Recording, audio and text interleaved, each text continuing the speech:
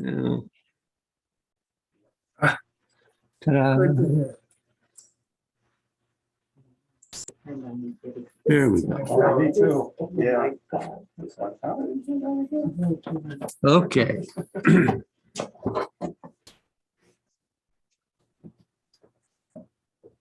So what is our orientation for the I'm up here. Okay. Are we seated? Well, you can sit for a moment.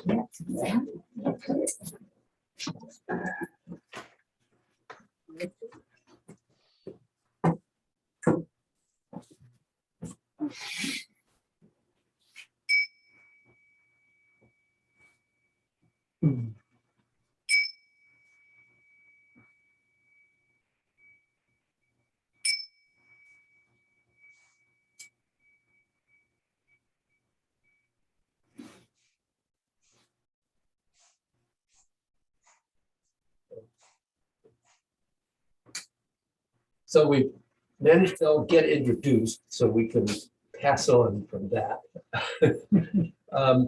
Anyone arrive with a question?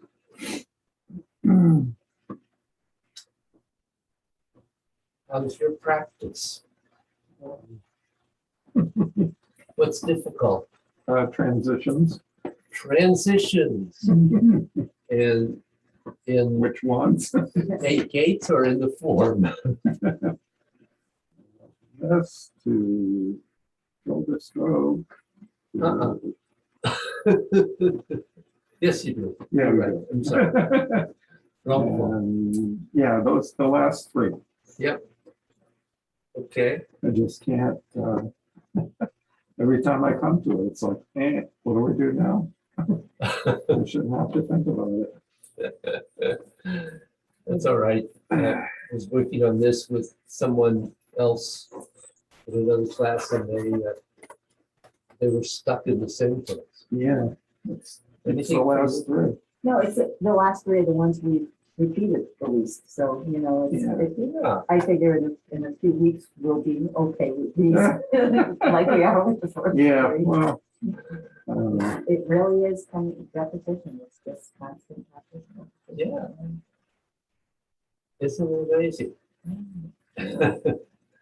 Okay. So in that case, move your chairs out of the way and let's begin.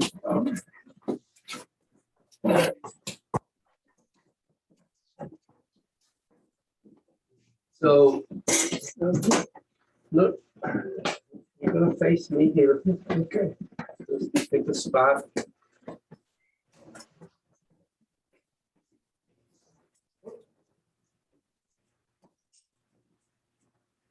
If you need to move the chair behind you, you can put it over there.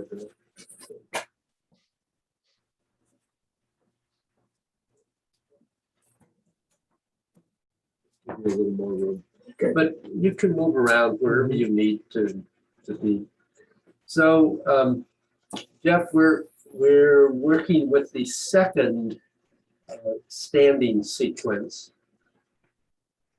And I'm going to kind of review a couple of things that we've been working on the last few weeks. So one of the things is that we want to be sure that we remember that that the sphere we're working with is always right in front of us in this particular practice.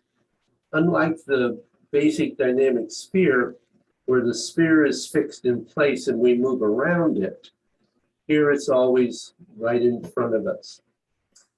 And that word sphere is really important. We're not working with a circle or arcs separated from that ball. We're working with a sphere of energy out here. So keeping in mind that all our movements need to be tracing that sphere. And we're also working on pulsing the energy in this standing work. And so we're really the two elements that we focused on so far are bending and stretching and twisting. And so I'll kind of talk those as we're going into this. So first we begin stepping out and coming into center. But always important to take the time to simply stand for a bit. Feel the earth beneath you. We really would like to have a sense of getting our minds to extend through our bodies. So we are really feeling everything that is happening inside of us.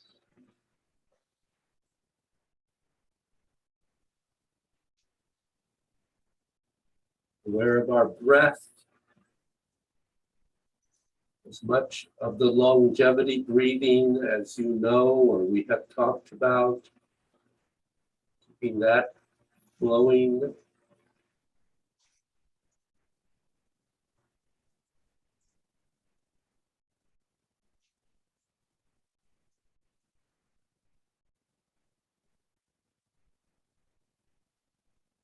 And first, as we stand, we always are feeling our energy sinking through the body. So just trying to allow that downward flow, which cleanses us, but also allows us to begin to be aware of any places where we may have blockages or something that is restricting the flow. So being open to whatever is happening with that flow. And if you know dissolving, you can dissolve that blockage or restriction. Simply focus on it and see if you can use your exhale to allow it to release. Allow it to let go.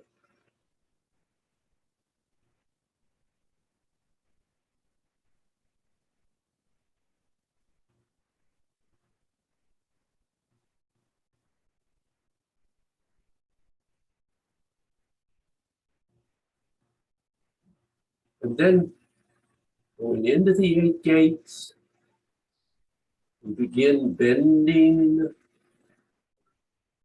and extending, twisting out, and keeping that bending and twisting going through a small circular movement. In, out, bending in, bending out, opening to the feeling of the energy moving through your arms and hands and fingers. Then down to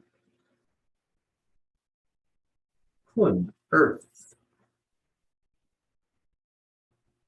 Endeavoring not to allow any pauses to occur, twisting in, twisting out.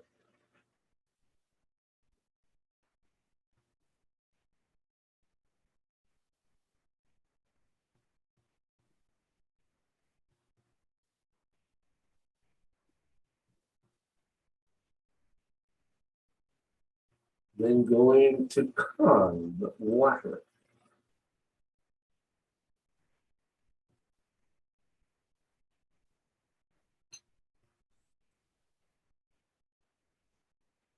Bending and twisting in, extending and twisting out.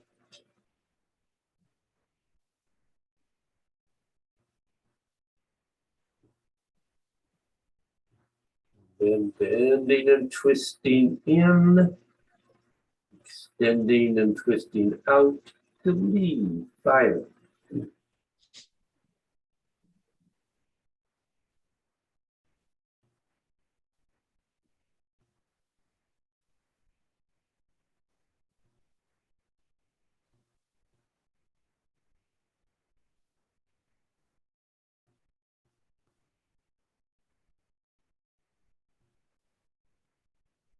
And then to gun, mountain.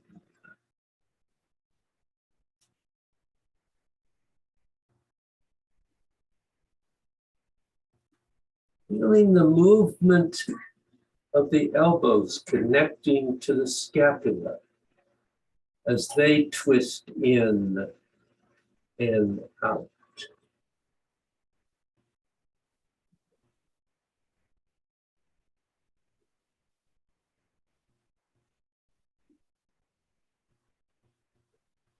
Then to Tsung, wind, wood.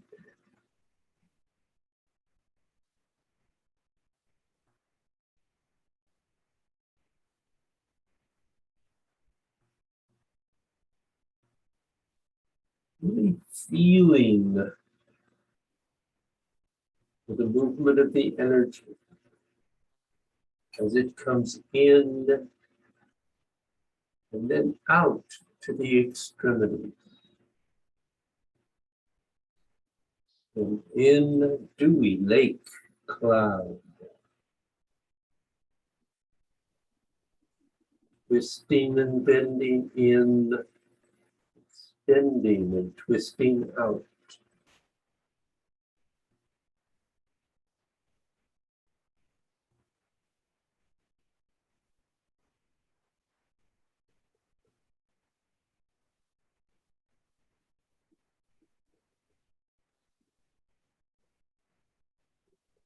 And up to Tsung, thunder.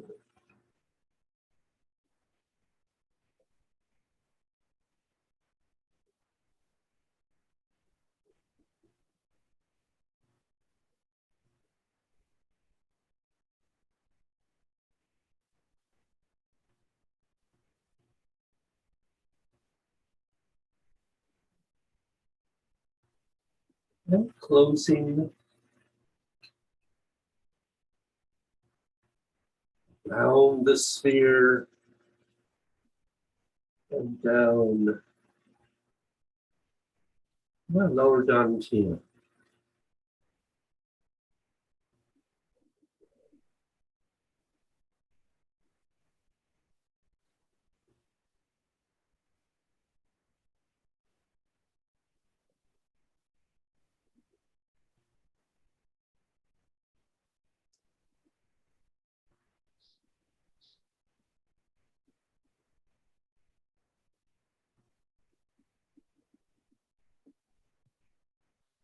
And stepping back in with whole body movement. And relax. I have to say the three of you here are doing quite well with that. So anybody have a question? Jeff, don't hesitate to ask just because you haven't been here for a while. Okay, thank you. Well, one question. Are we aligning the inhale and the exhale with each movement? Yes. Okay, So we inhale when we bend or twist in, and we exhale when we extend and twist out. okay. I did that and it felt right, but I just wanted to make sure that that's actually what we were doing. Sure. Okay, Good. great. Thanks. Joyce? I'm good. Okay. Glad to hear it. You guys have any questions? Okay. So we then took those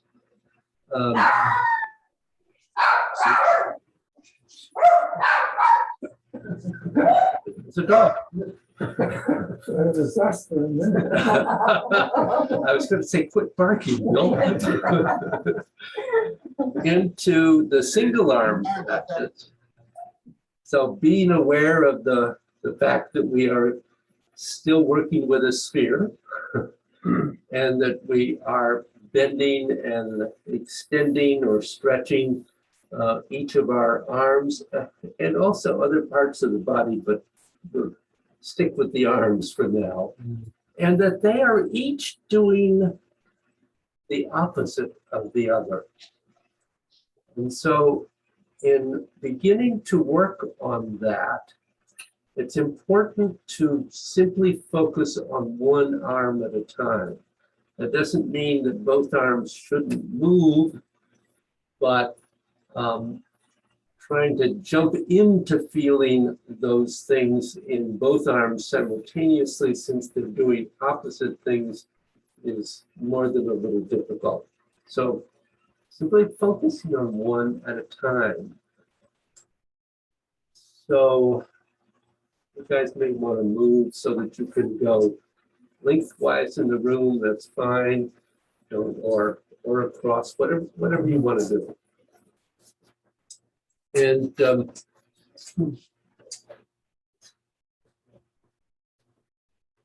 yeah, move. Yeah, okay. So again, stepping out with the left, coming into center, and we step forward with the right into Gongbu. And right into the right arm extending, and then bending. And the right extending and bending. While the left is extended. And bending. The right has extended and then bends. And extends. Going right on, right. Bending. Extending. Bending. Stay aware of that sphere and keep turning right as the left arm flows down and turn. Right arm extending up.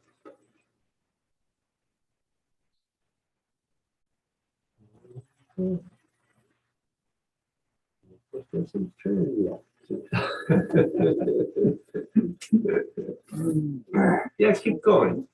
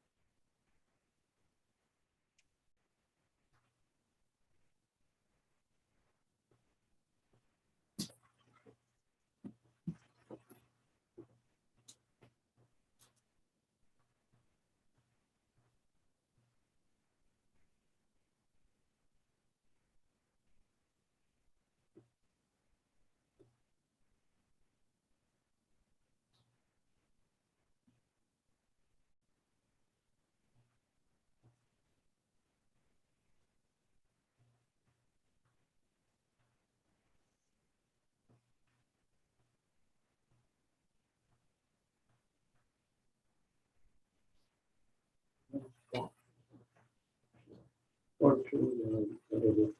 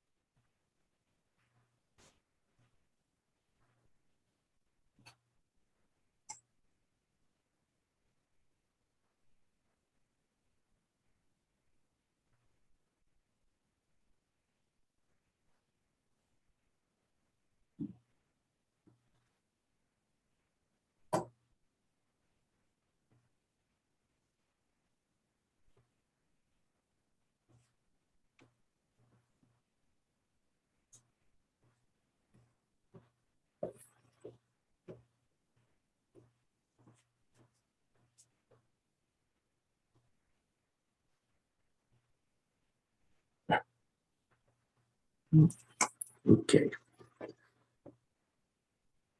All right, everybody relax for a moment. And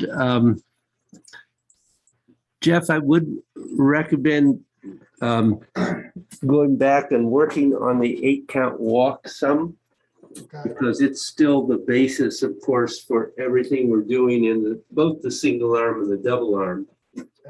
And I just want to review, because not only Jeff, but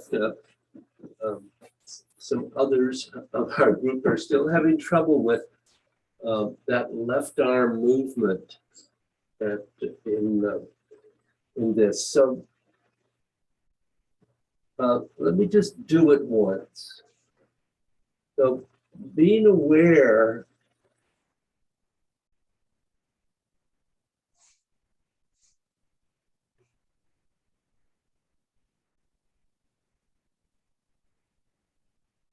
when you get to this point, that this next movement is only a rotation to the right while the left arm draws an S curve in the middle of the body. Not out here somewhere, and the body doesn't do this, which I did see happening. So that's a little difficult.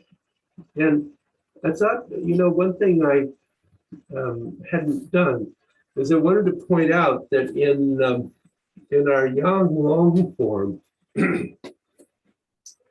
there is a place where we turn and we do a back fist, and then we rotate left, and that fist goes through an S curve. And then we go in, this is going into deflect, intercept, and punch. So that move that Master Joe is trying to teach us here is in our long form. So this is not some random element. As I've indicated before, this is one of the things that does appear in Taiji, where a yang movement is going on while there is in the arms, while there seems to be a yin movement of the body, and the two are doing an opposite thing. So what I'd like you to do is just start at the beginning and go up through that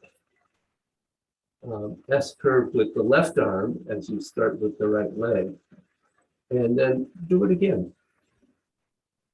And just make sure you're clearly getting that S curve right in the middle of the body. And remember, it's not the full width of the first time you do the S curve. It's a little narrower.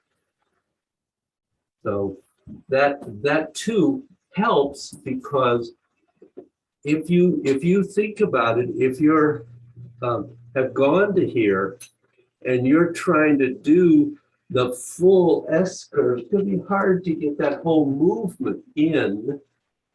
It changes the whole relationship between the body and the arm. So you have to really pay attention to that, okay? So try it again, just that much.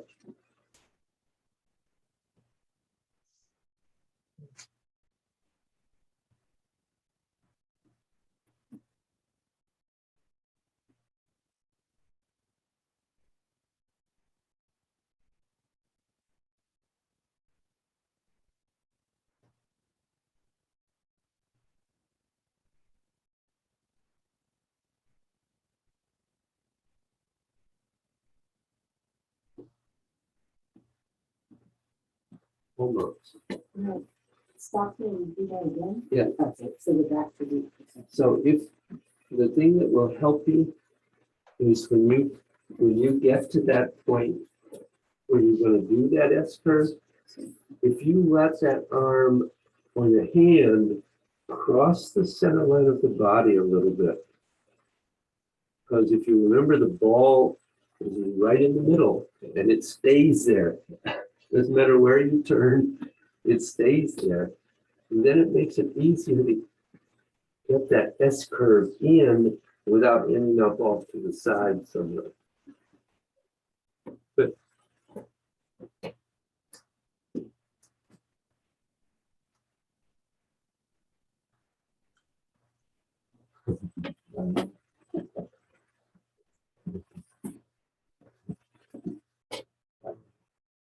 you do. What do you know? I know it's not quite right. So first thing is get the body turned all the way forward because you need every bit of rotation of the body. Right.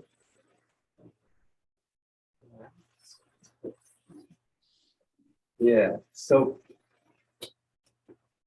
when you're doing this, remember you're going to rotate and shift back on one, and then you just keep rotating to the right on two, and then on three you come into the center. Yeah. Oh, okay, so.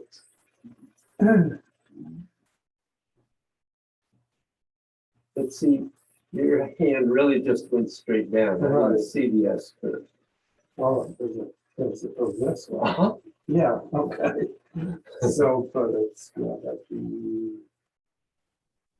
So remember that one is here, yeah, two is here. You still have this on three. I'm three, that's why I'm not getting three. Yeah. Good. Now turn the leg and the body to get to three. And don't bring it up. It's going down here. And forward.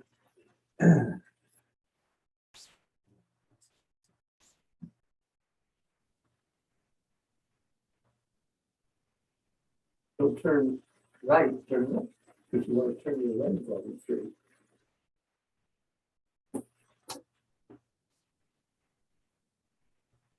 Three.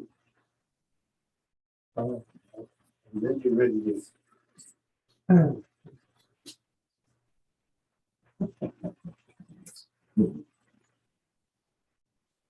You're not turning your body.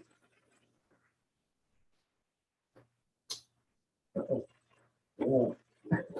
So pause a moment. Yeah. Relax. Relax. Okay. So let's take this in the stages. So one is here.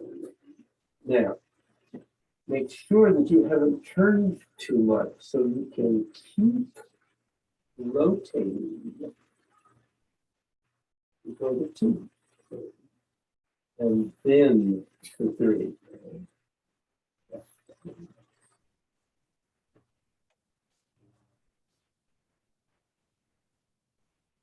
Turn the leg. Don't go up.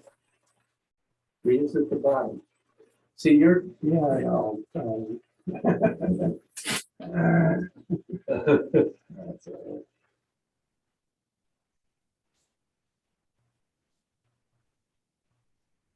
all Turn. Good. So, Yeah. right. Oh, it does, because you got like this. Well, the turn is going down to the bottom. Then as you shift, it's going up.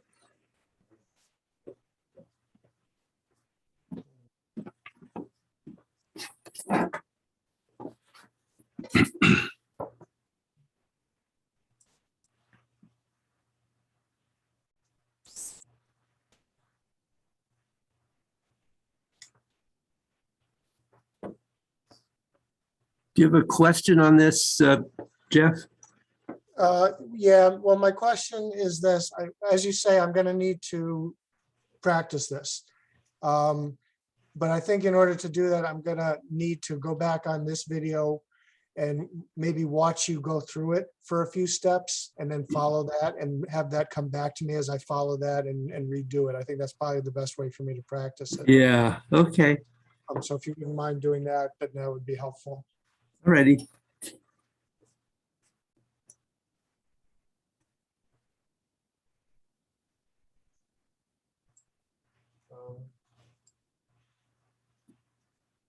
I think once I do, because otherwise I'm not it's been so long since I've done it, I don't remember all the specifics, but once I start doing it, I will. Yeah, good.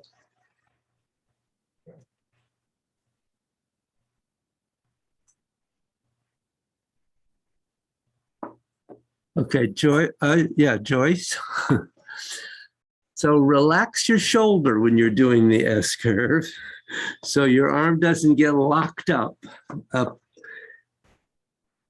And I could see the S curve developing there, so you're definitely making headway.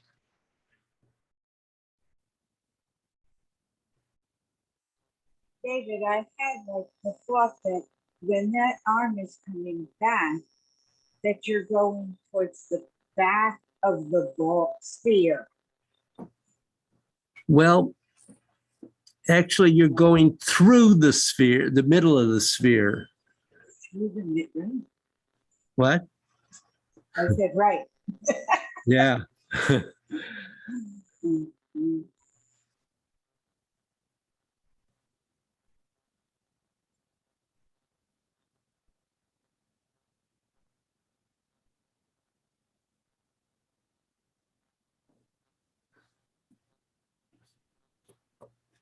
So, Joyce, remember the thing is that you really want to draw that S curve. It really is an S curve, even though you're only rotating in one direction. The arm can go into, if you connect your rotation to the arm and use it to do that. Have the intention to do that.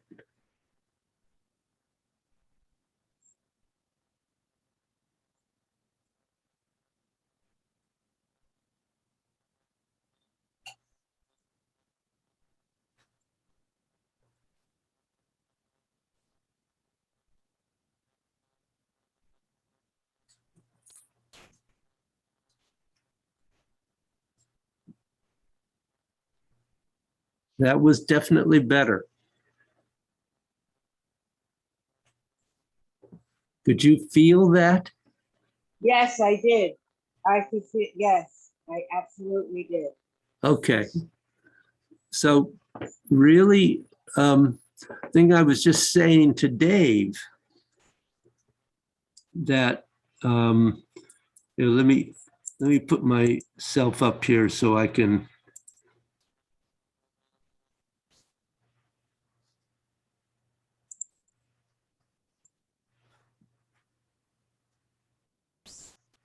So the thing I was saying to Dave as we did that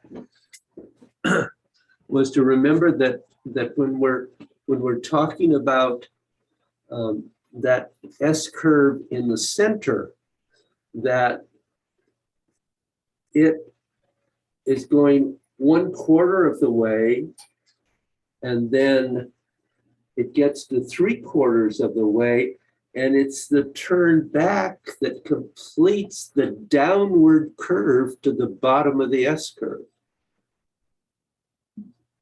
So if you think about your S curve in terms of 1/4, half, 3/4, complete, it's constantly going down. It doesn't go up at any point.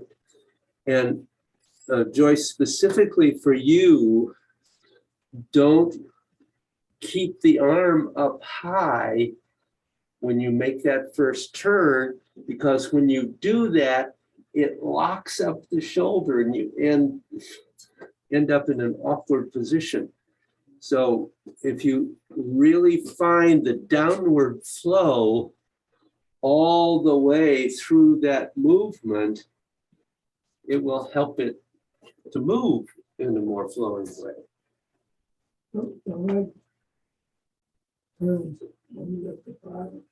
As you're going to the bottom. So the leg, indeed, the leg turns on 3. No matter which side I do. So it's 1, 2, 3, 4, 5, 6. More rounded. It is rounded, but it's, you gotta remember where we are in the ball. So here, remember the ball is always here, so Right. one of the things that's confusing is when you get to here, your ball is here. Yeah. So that curve to the bottom is here. And it's it's coming in towards you, that's right. Because remember, this whole movement is bending and twisting in. It's not extending or twisting out. Yeah? Yeah. This is, I completely understand the difficulty of this because I struggled with it too at the beginning. But when I recognized it in a couple of postures in yoga style forms that I was doing, it began to make much more sense. That's why I showed you that posture a moment ago. Okay.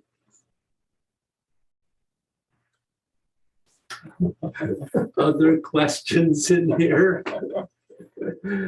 Nothing to it, right? There's always somewhere in my hand as well. It should be like this. Mhm. And I don't know where it is because I don't do it. Well, one of the things to remember is that when you're thinking about the whole movement, and I'll do it in this in this direction, is that the arm edges switch halfway through. So the little finger edge is leading, and then it twists to the thumb edge, leading. And the thumb edge is is leading down. Well, and this is coming up, and then here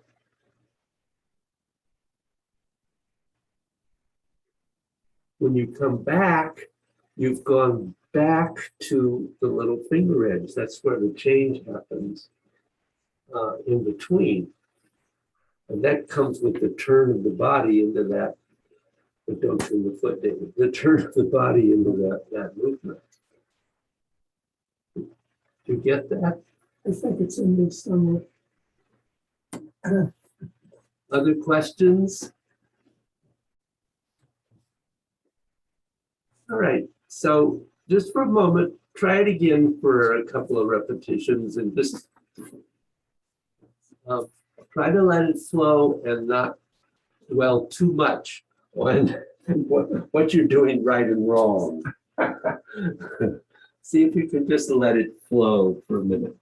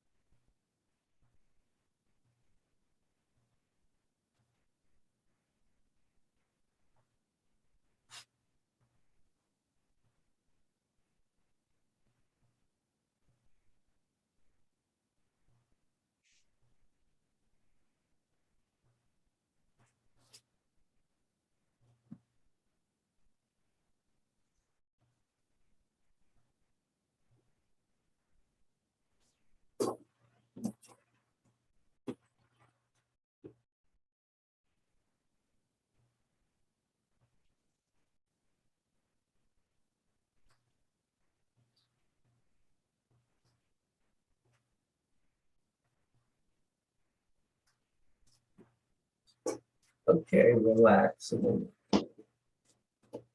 So, two general notes that I would make also, since you have nothing to be trying to be aware of here. One is the basic principle from back when we were doing the basic dynamic sphere, that we are trying, we can't always do it exactly, but we are trying to keep our palms facing the middle of that ball. Now we pass through the middle of the ball a couple of times, and of course the palm is not facing it there. But the rest of the time, we're thinking about that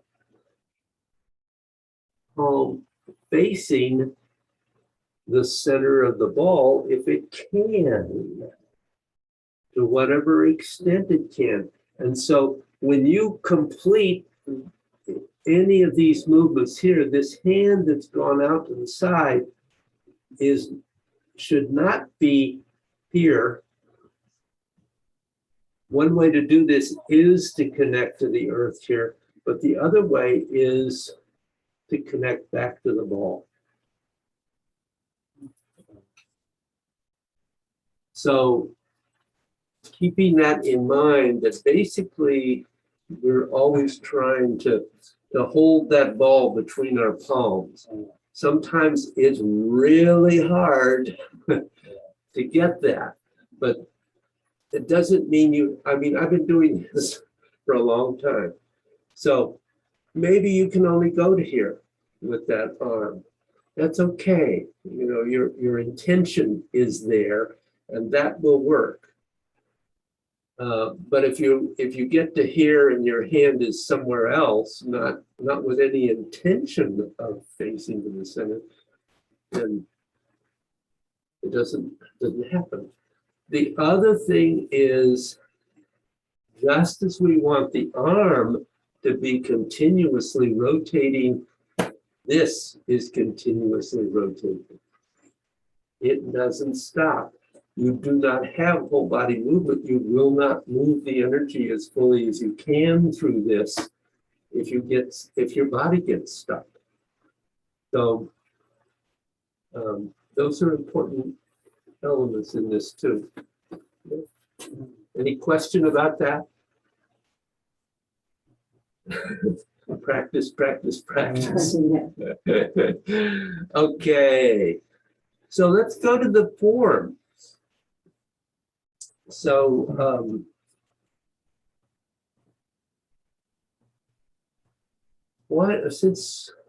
tell you what, for Jeff's sake and everyone else, let me do this once.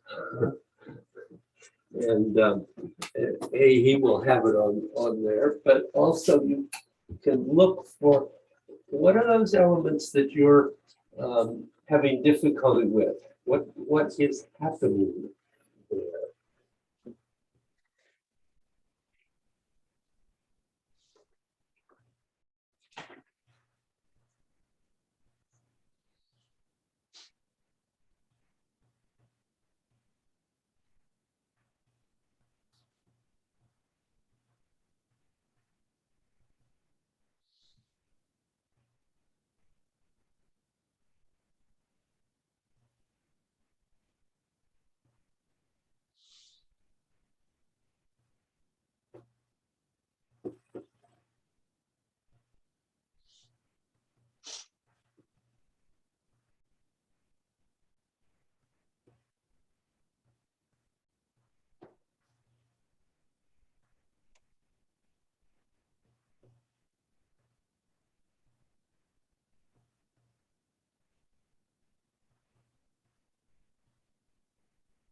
And then you go right back into the beginning.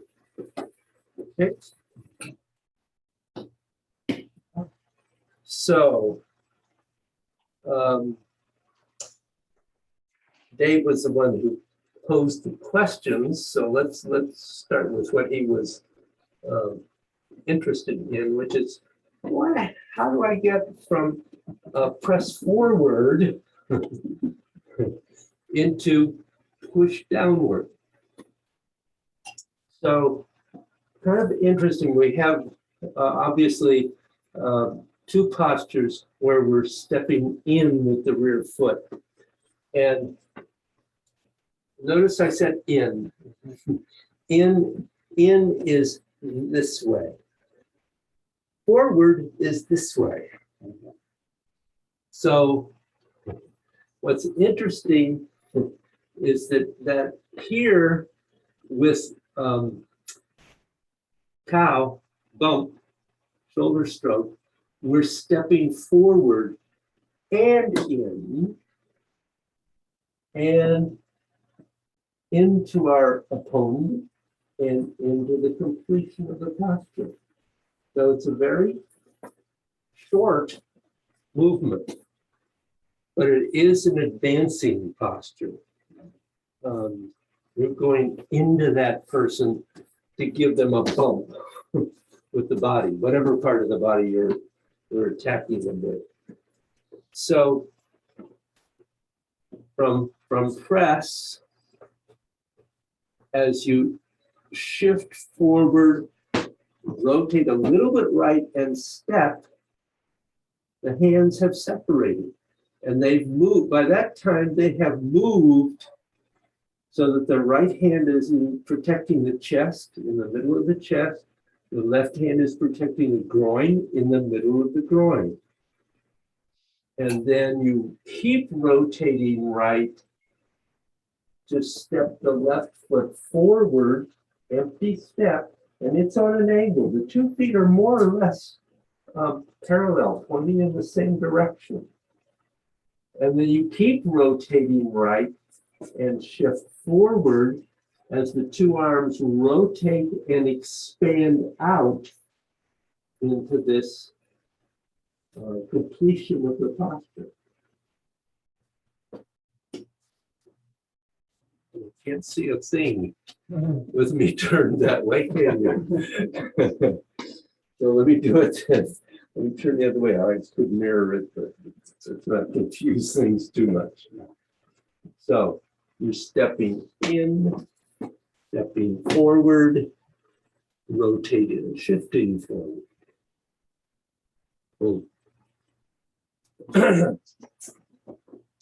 So based on what we were just talking about a moment ago, interestingly enough, other than the first step in, we're continuously rotating through this posture. So you complete press forward and you step, rotate, step, rotate, and strike. Okay? And remember, don't focus on the elbow or the shoulder. Forget the words shoulder stroke. Simply recognize that you're going to bump the person with some part of your body. Do not focus on the shoulder because it leads to one thing I just saw, which was pushing the shoulder forward. Absolutely not. The body is still vertical. Question? So where is the energy coming for that bump? The whole body or the dantian? Where? Yes. Okay. Where is he coming? Actually, clearly from the orientation, you're bumping with some part of this side of the body. The energy is coming up this leg, and being expressed out the other side. This, and so these hands have many possibilities actually. They could both be just protecting you while you hit them with your body. So they could have no particular, they might both be doing liu. They might both be doing ward off, could be. Or, I don't mean ward off, I mean absorb, roll back. Or It's entirely possible that this one could be also striking, or this one could be striking. Maybe as you get into this position, the guy's groin becomes available and it becomes a strike. And all of a sudden, this is G.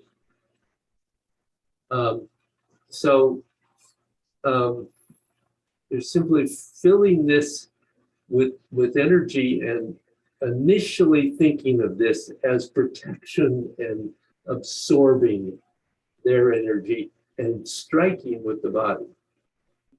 But the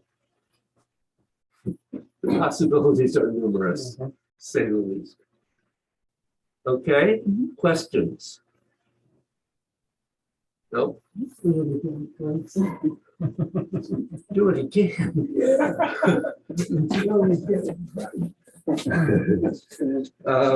Sure. I'm gonna do it facing the camera this time. Just to be different. So, okay, so we're in press forward. So step up, step forward, empty, rotate and shift forward. And so when we think about bend and stretch, and we'll come back to this, but it's kind of important here to be aware of it, that here you're bending in, and here you're extending or stretching out. Okay. So that's kind of an important piece of that particular movement, of all of them, but kind of clarifies an aspect there. Other questions, Bill? Not at the moment. I've got a quick one, David. Yep. At the end of the posture, your right arm, is that connecting with the left arm energetically, or is it kind of outside of it? Actually, Jeff, I'll turn, hopefully, the posture's on an angle, so both arms are in the center. I mean, both hands are in the center. Okay. I see. And both palms are facing in the direction of your left foot. Okay. I couldn't tell if your right palm was pointing into your elbow or not. No. Okay, so it's actually above and outside of it. So that was an interesting thing for you to say, because you could cause the left elbow to do elbow strike by doing that, by focusing your energy to the elbow. You can change the energy that you're using here. That would mean you were actually striking with the elbow. I see. But we're not being specific about the strike here as we do the basic posture. Okay. But that is a possibility, absolutely. But then the orientation of the hand, the attitude of the hand, and what your intention would be with it would be different. Right. Could be into that. Okay. Enough on that one. David, can Yes, you talk Joy. a little bit about the rotation there? The sort of when it stops to the right. This As is you're when it going back. stops. This is when it stops. So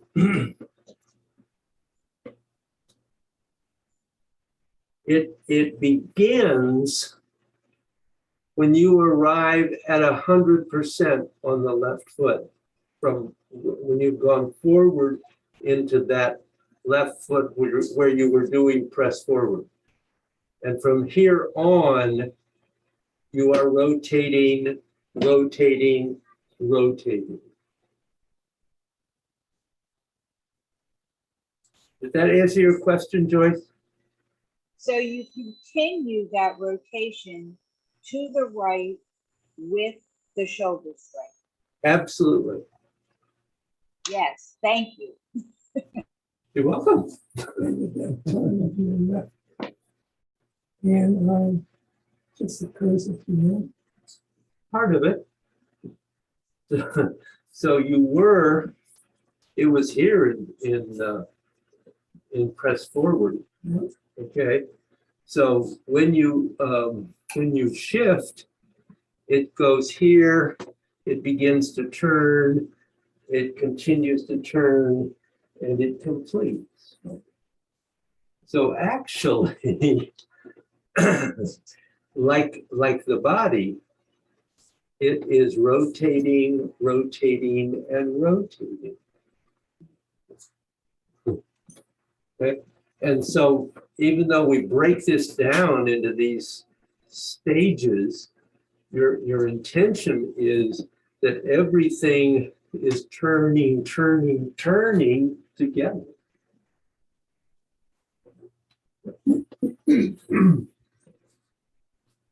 So then, from cow, we go into needle at sea bottom. Pick up the needle at the sea bottom. Really, the primary application is pull down or side energy. So from here, the first movement again is a shift forward. Now here, as you turn right, you're pulling the right foot in and rotating it in so that it plants on a narrow angle.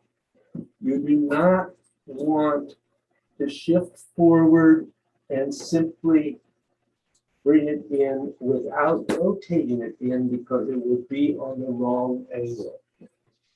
So it's really important there that you get that inward twist, just much like what we do in repulse motion, which doesn't appear in this. This one. So we shift forward and the arms are separating. We're resetting the foot. Now you're going to turn left as you rotate and sit back. Remembering that if you need to, you can pick up your right heel and let your your left heel and let your foot rotate with the turn of the body. If you don't need to, don't do it. But if you do, that's okay. It's a way to release it. So you shift forward, reset the foot, turning left.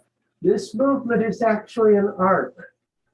So it needs to go up and down. The body is turning. You're going through an arc, sitting back and down, and you end up facing straight to the side. In the process of that, you are forming sword fingers and bring them down to connect to that little hollow of the wrist right up above the thumb. It's between the major thumb tendon and the major forefinger tendon. There's a little hollow. Particularly if you bend your wrist up a little, you can make that hollow more apparent. But that's where you're connecting those two fingers of the sword fingers. So, go back to shoulders. So shift forward, both arms are separated. Turn and reset that left foot. Sit back and down, turn to the front. Rotate right and rise, and that's when you reset the left foot. And you're turning left. Notice the arm is continuously rotating, and at the bottom, the fingers pull right across the wrist, the inside of the wrist, to the opposite side. And Notice that in this position, your elbows are out. They are not collapsed to the side. This is out and across. Not too much, but not too little either. Okay? And you end below your base level, facing absolutely straight to the side. And that's important. And David, that is the direction that both your feet are pointing also? No. Your left foot will be pointing that way, but your right foot is on a shallow angle to the right. Okay.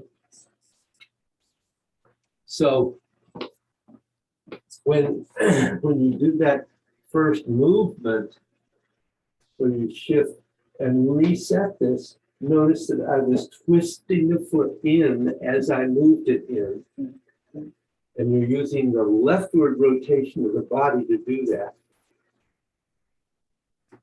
And you're bringing it in and twisting it in.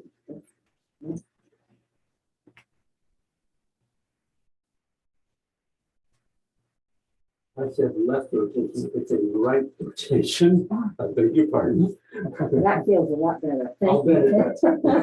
Okay, thank you. Sorry about that. I suddenly realized I said the wrong thing. Okay, that works then, thanks. Yeah.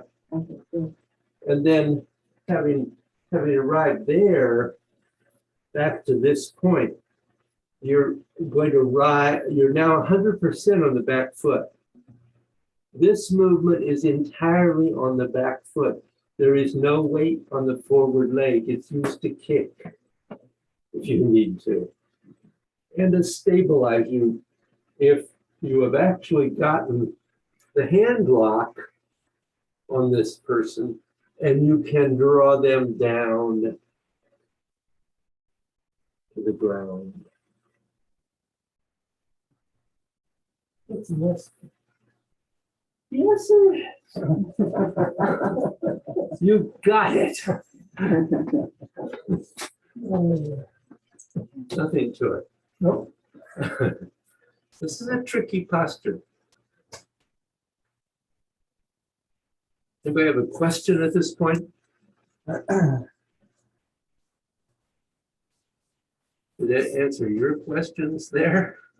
Oh, yeah, I think I just wasn't setting up to go into that, so. Yeah. Because whatever I was doing just didn't quite blend in with it. Well, it's those, yeah, the shift and then the rotation and placing the foot is critical there. Quick question, David. Yep. As far as orientation, so you said when we finish this posture, we're directly to that side. Yes. When we finish cow before this, are we directly to the corner? More or less, yes. Okay, so we're only kind of like an eighth of the square to do this posture. Yeah. Okay, got it. So the other point I wanted to mention in this is that when you get, I need to get back here. When you get to this point, you want to make sure that as you pull the foot in, that you don't pull it back beside the other foot. It's forward so that as you are coming down through your S curve and completing that posture, that the knee is vertically above the ankle. It's not here or here, either one. Because presuming that you have locked this guy's wrist or elbow at this point, and you're trying to control his movement, you want to be as stable as you can. So you're rooting into the earth. This is going down, down, down. Okay? And it's really important where that leg is.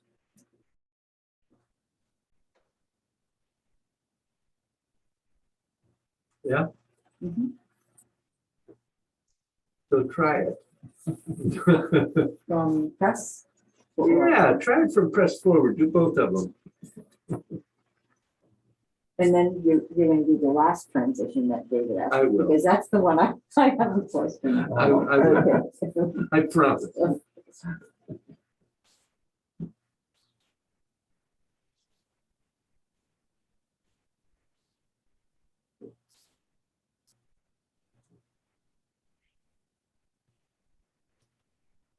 So Dave, you completely lost all the rotation.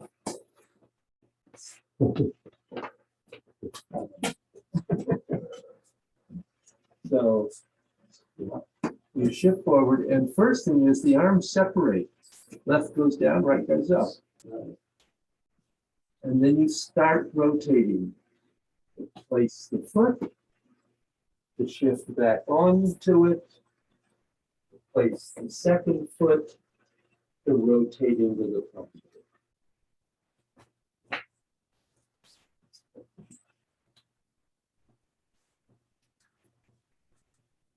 Separate the arms. Focus on my face. Yeah.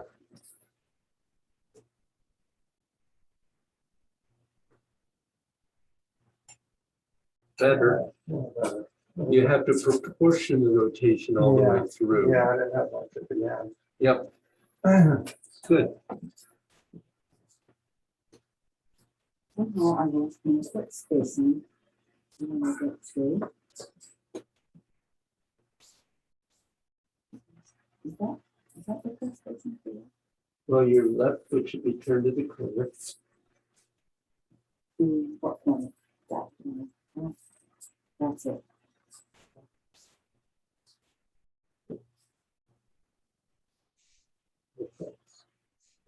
Go ahead. Oops.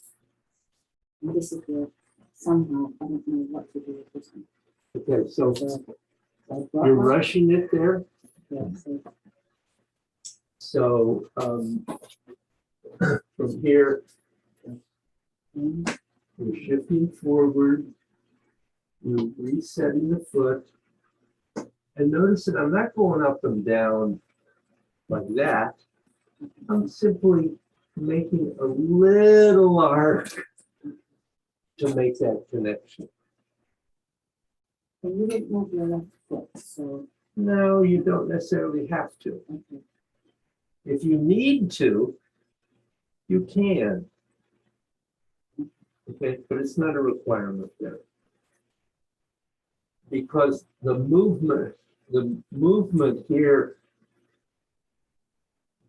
that's when the foot moves, Okay. or when it has to move. So you can make the adjustment there. then it's okay. Yes, Okay, absolutely. Yeah, okay, that feels much better. Okay, and make your S curve. I'm doing this so Jeff can see this. on here.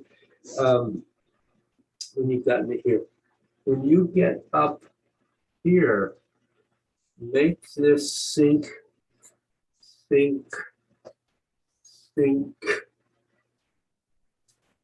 Yeah. you're pulling down. This is, this is very much an image of Master Joe's, because very often needle at seat bottom is done this way in other forms. It is just a straight pull down. Yeah, you certainly might apply it that way. But Master Joe, with his emphasis on chance and chin and being aware of the curves and the possibility of that, if you really have somebody off balance, you can really throw them with that. Okay. Bill? I was expecting one arm up or one foot out. It's a police. It's, From there? well, Here. So the good thing about this is that right there, As you shift, they're gonna do, they're again reversing. One arm goes up, one arm goes down. Yep. Boom. Boom. Turn. Connect. You get 100% connect. Up, reset the foot. You put the foot right, David.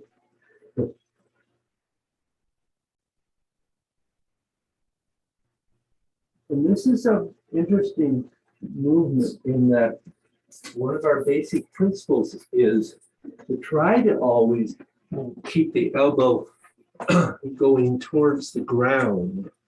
So when you get to here, this, to the right, to the right, going up, down. Notice that I'm not doing this.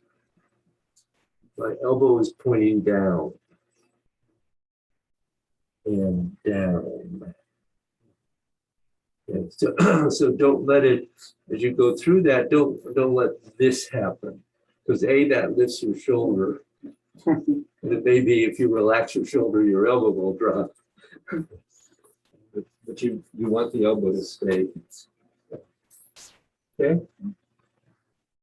Bill, did that answer your question there? I just have to do it a few times. Yeah. Unfortunately, not right now. We'll come back to it next week, I'm sure.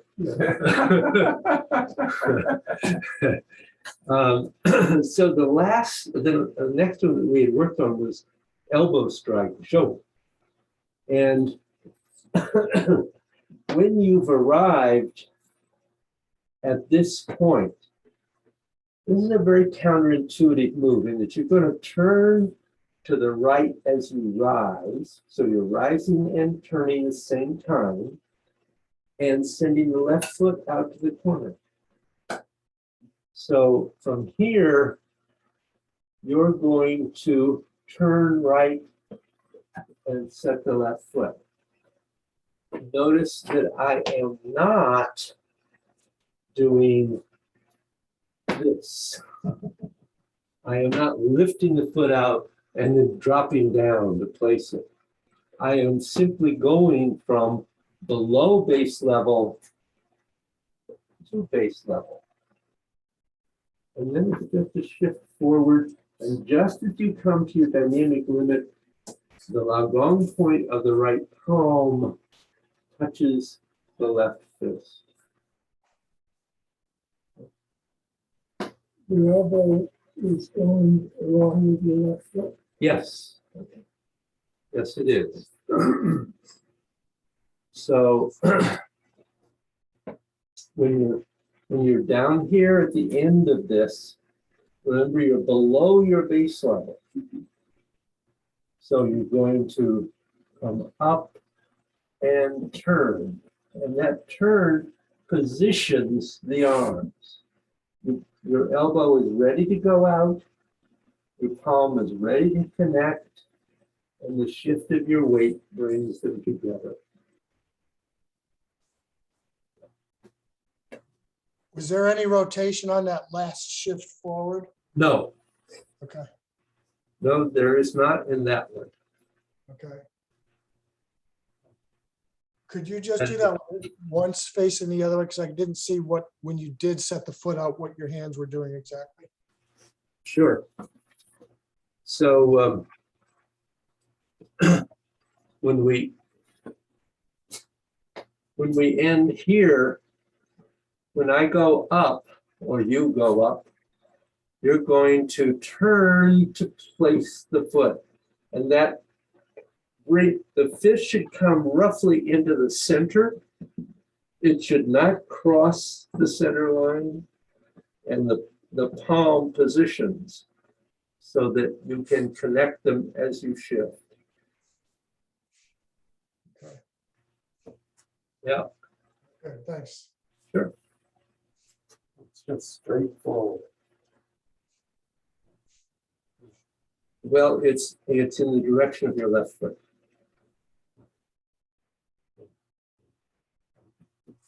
So Yeah. remember that here your right foot is on a shallow angle. Yeah. It's not out here.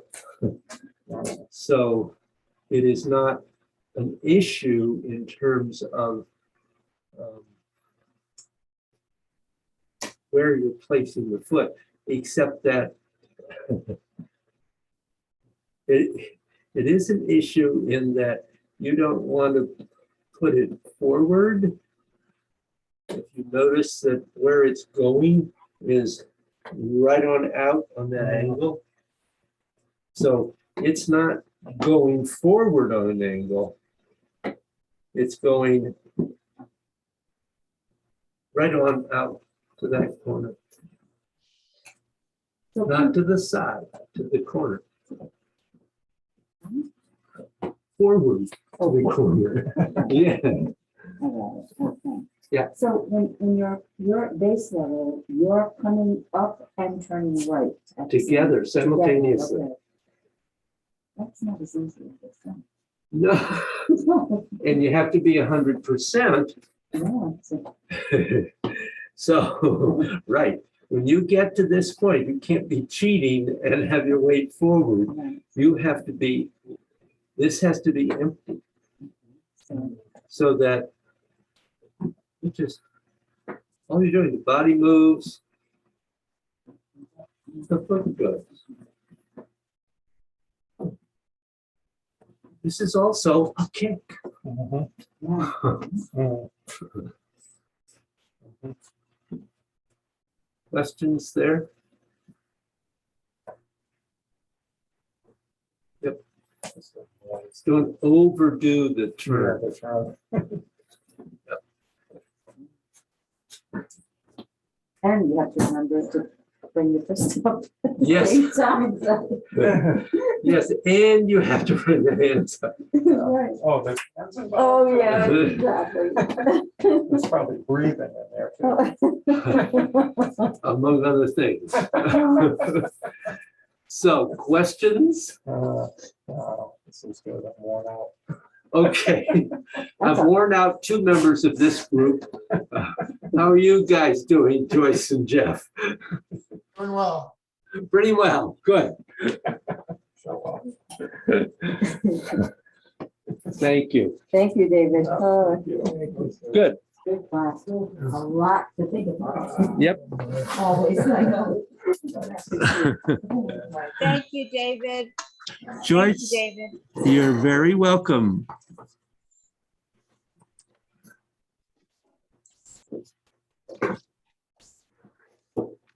Do you have any other questions at the moment, Jeff? Well, what I really will need to practice is just to be able to follow you doing those forms. Is that gonna be, you said I could send you the memory stick?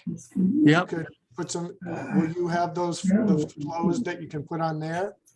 Yeah, well, there's 14 or 15 classes that I will send you. Okay, And everything's in there at some point or another, but there is no, of course, no information about exactly what's in each one. So right, that's the drawback of it. okay, We've been working on the form for the last 5 or 6, maybe. okay. That's coming back to me much more quickly than did the first part that we did. Yeah. The chancing and all that, because we did so many different ones when I was in class, and I'm not remembering the specifics of the one that Yeah. we're doing now. This So is a that's- particularly important one, the double arm. It's only been really as I've been teaching this particular class, because we're really getting into it, that I've understood how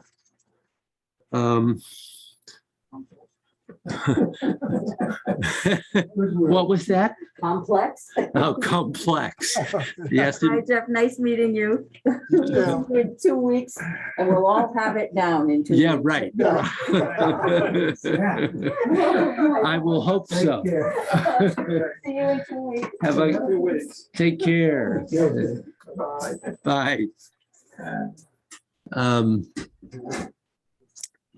it actually, in those videos, I've done everything at some point. Right, And in these last few classes, as we've been working on each of these postures, we've done them numerous times. So there are a lot of repetitions. right. Okay, and you said today's class will be online? You send me a link to that? I send you a link to that, yes. Okay, because at the beginning you did do it, I think at least once, so that will hopefully get me going. Yeah.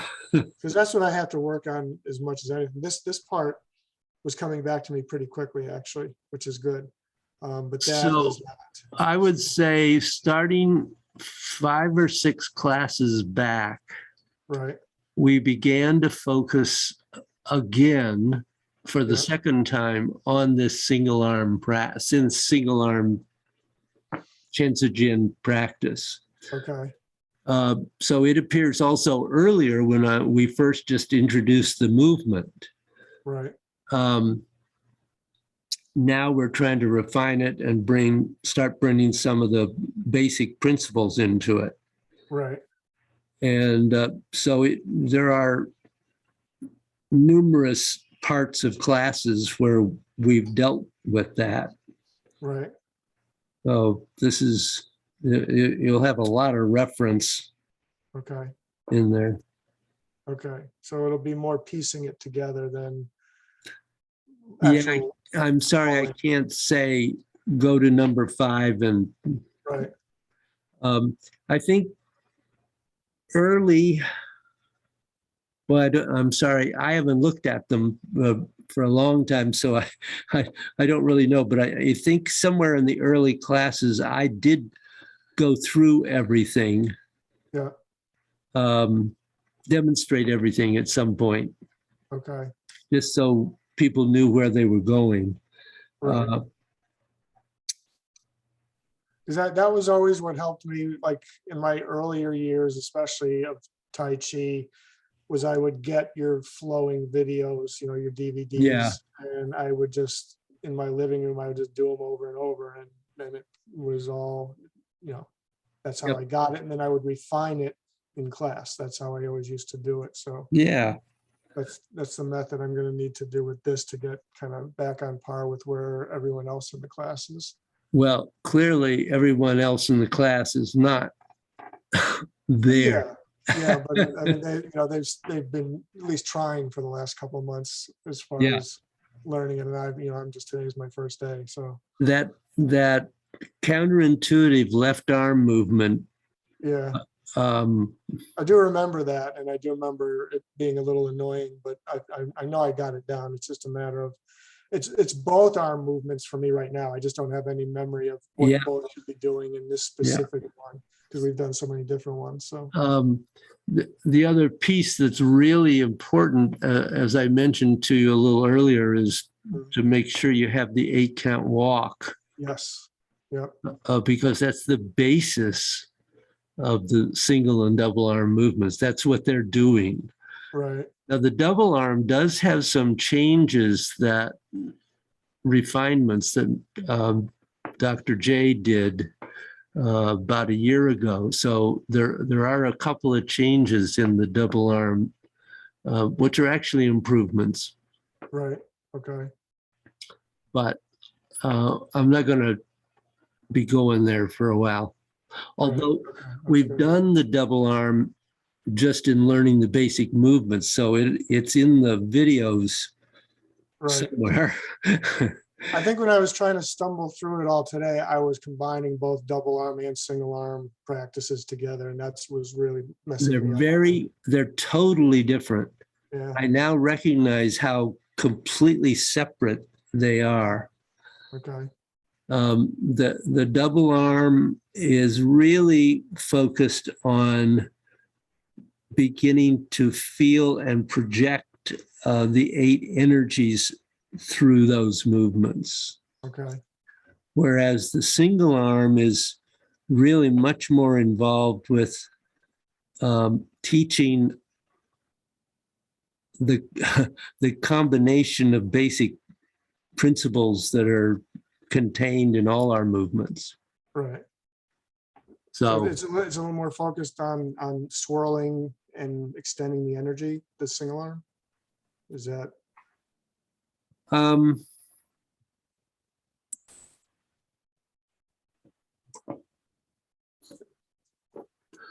I wouldn't. That isn't exactly what I meant. Okay. They are really, the single arm really is interested in developing certainly our awareness of the energy, in the sense, basically in either of the two basic flows. Either it's going, from the earth to the heavens and back to the earth and back to the heavens and back to the earth. So full flows from one part of the body, one end of the body to the opposite end. Okay.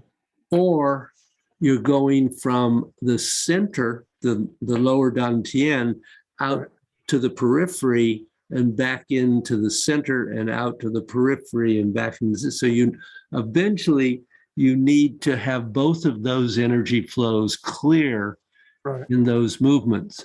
At the same time, we're beginning to work on what Bruce defines as the 16 Negong, the 16 internal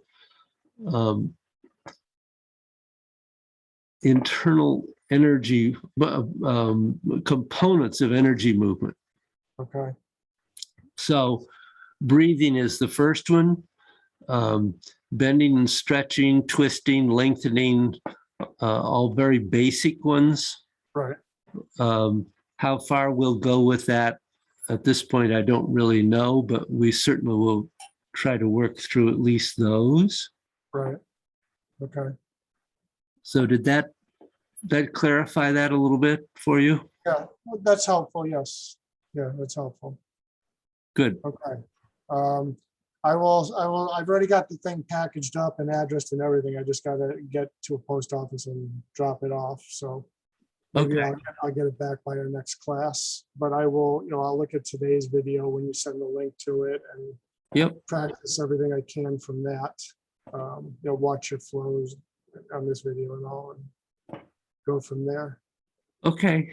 Well, I will try to fill up your thumb drive and get it back to you as quickly as I can.